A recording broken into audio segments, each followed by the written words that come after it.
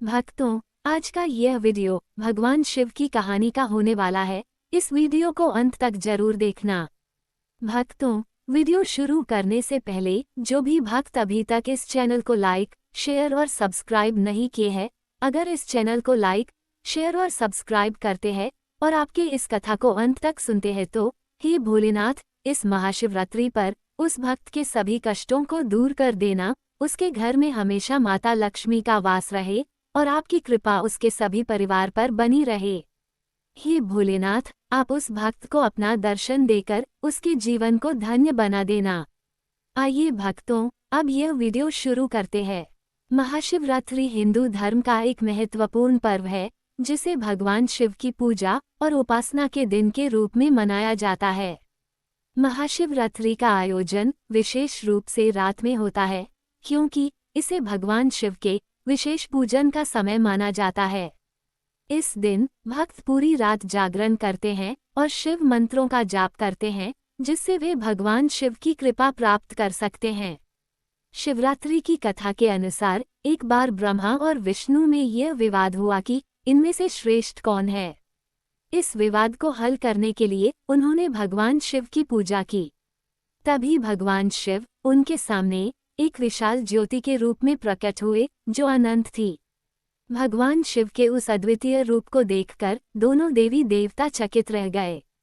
भगवान शिव ने कहा कि जो भी इस रात्रि को उपवासी रहकर पूजा करेगा, वह पापों से मुक्त हो जाएगा और उसे मोक्ष की प्राप्ति होगी। कहा जाता है कि इसी दिन भगवान शिव ने माउंट कैलाश पर तपस्या की थी और देवताओं ने भगवान शिव के इस अति महत्वपूर्ण रूप का दर्शन किया था। इस दिन को विशेष रूप से रात्रि का व्रत रखने, पूजा करने और भगवान शिव के मंत्रों का जाप करने के रूप में मनाया जाता है। कृष्ण पक्ष की रात विशेष रूप से पूजा, उपवास और ध्यान का आयोजन किया जाता है।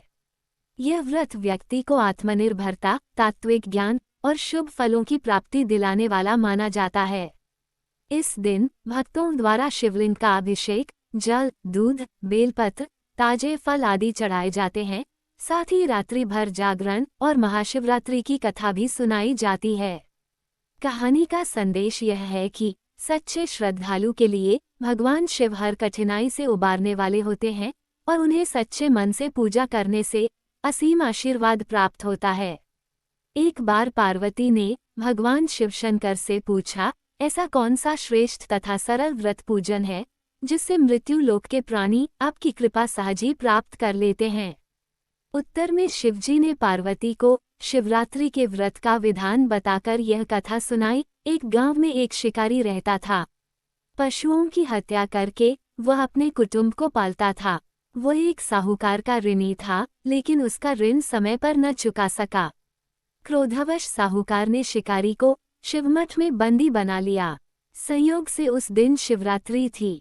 शिकारी ध्यानमग्न होकर शिव संबंधी धार्मिक बातें सुनता रहा। चतुर्दशी को उसने शिवरात्रि की कथा भी सुनी। संध्या होते ही साहूकार ने उसे अपने पास बुलाया और ऋण चुकाने के विषय में बात की। शिकारी अगले दिन सारा ऋण लौटा देने का वचन देकर बंधन से छूट गया।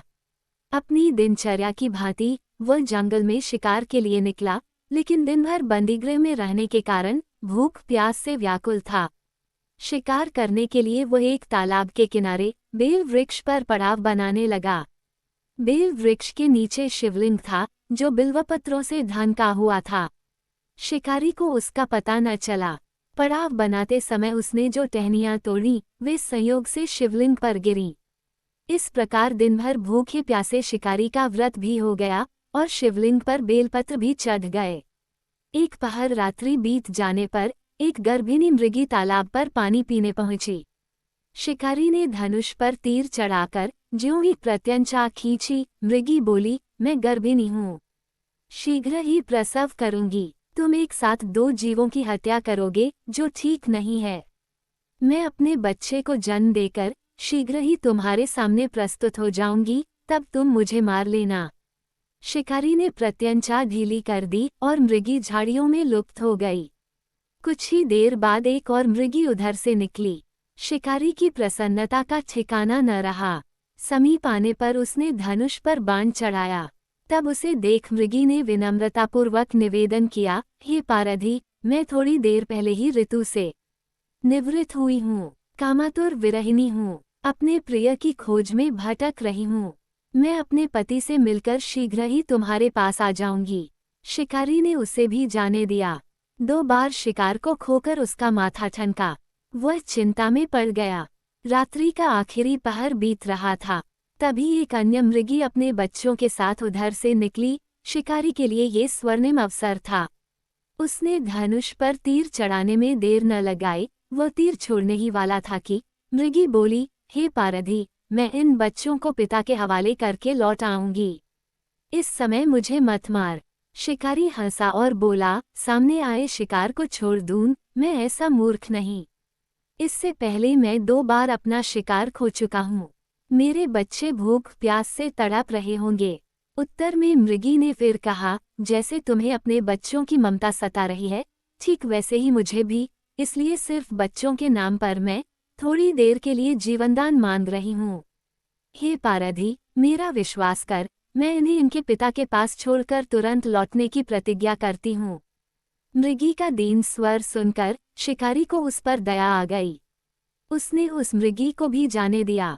शिकार के अभाव में बेलवृक्ष पर बैठा शिकारी बेलपत्र तोड़ तोड़कर नीचे फेंकता जा रहा था। एक हष्ट-पुष्ट मृग उसी रास्ते पर आया। शिकारी ने सोच लिया कि इसका शिकार वह अवश्य करेगा। शिकारी की तनी प्रत्यंचा देखकर मृग विनीत स्वर में बोला, हे पारधी भाई, यदि तुमने मुझसे पूर्व आने वाली 3 मृगियों तथा छोटे छोटे बच्चों को मार डाला है तो मुझे भी मारने में विलंब न करो, ताकि उनके वियोग में मुझे एक क्षण भी दुख न सहना पड़े। मैं उन मृगियों का पति हूँ। यदि तुमने उन्हें जीवनदान दिया है तो मुझे भी कुछ क्षण जीवनदान देने की कृपा करो। मैं उनसे मिलकर तुम्हारे सामने उपस्थित हो जाऊंगा। मृग की बात सुनते ही शिकारी के सामने पूरी रात का घटना चक्र घूम गया। उसने सारी कथा मृग को सुना दी। तब मृग ने कहा, मेरी तीनों पत्नियां जिस प्रकार प्रतिज्ञाबद्ध होकर गई हैं, मेरी मृत्यु से अपने धर्म का पालन नहीं कर पाएंगी। अतः जैसे तुमने उन्हें विश्वासपात्र मानकर छोड़ा है, वैसे ही मुझे भी जाने दो। मैं उन सबके साथ तुम्हारे सामने शीघ्र ही उपस्थित होता हूँ। उपवास, रात्रि जागरण तथा शिवलिंग पर बेलपत्र चढ़ाने से शिकारी का हिंसक हृदय निर्मल हो गया था। उसमें भगवद शक्ति का वास हो गया था। धनुष तथा बाण उसके हाथ से सहज ही छूट गए। भगवान शिव की अनुकंपा से उसका हिंसक हृदय कारुणिक भावों से भर गया। वो अपने अतीत के कर्मों को याद करके पश्चाताप की ज्वाला में जलने लगा। थोड़ी ही देर बाद मृग सपरिवार शिकारी के समक्ष उपस्थित हो गया, ताकि वह उनका शिकार कर सके, किंतु जंगली पशुओं की ऐसी सत्यता, सात्विकता एवं सामूहिक प्रेम भावना देखकर शिकारी को बड़ी ग्लानि हुई। उसके नेत्रों से आंसुओं की झड़ी लग गई। उस मृग परिवार को न मारकर शिकारी ने अपने कठोर हृदय को जीव हिंसा से हटा सदा के लिए कोमल एवं दयालु बना लिया। देवलोक से समस्त देव समाज भी इस घटना को देख रहा था। घटना की परिणति होते ही देवी देवताओं ने पुष्प वर्षा की। तब शिकारी तथा मृग परिवार मोक्ष को प्राप्त हुए। भक्तों, अब यह वीडियो यही समाप्त होती है। ऐसे ही वीडियो देखने के लिए अगर इस चैनल को अभी तक लाइक, शेयर और सब्सक्राइब नहीं किए हैं तो भक्तों, इस चैनल को लाइक, शेयर और सब्सक्राइब जरूर कर लीजिए। हे भोलेनाथ, जो भी भक्त इस चैनल को लाइक, शेयर और सब्सक्राइब करें, आप इस महाशिवरात्रि पर उस भक्त के जीवन को खुशियों से भर देना। आप उस भक्त पर अपनी कृपा हमेशा बनाए रखना। उसके सभी कष्टों को हर लेना। उसे किसी प्रकार का दुख मत होने देना। जय भोलेनाथ।